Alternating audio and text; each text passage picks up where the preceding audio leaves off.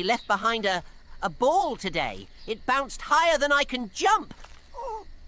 What Hi guys, in case you want videos like this, then I'm going to show you the new Veo 3 model. So basically, Google's Veo 3 AI model can generate videos with sound totally different from any other AI platform that you can only generate text to image, text to video, but there's no sound. And yes, Google's Veo 3 AI model can generate videos with synchronized sound, marking a significant advancement in AI-driven media creation.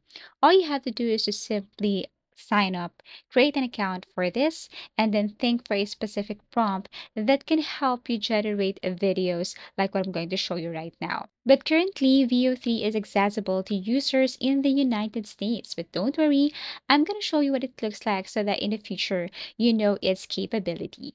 So go to Veo, create an account, and then think for the specific prompt. What you're going to do next is you have to enter the prompt on that specific text box, and all you have to do is to enter. For example, a prompt like this. So you have to create something like this, and then Veo 3 will generate a video with synchronized audio or sound for that. And this is what it looks like. They left behind a ball today. It bounced higher than I can jump.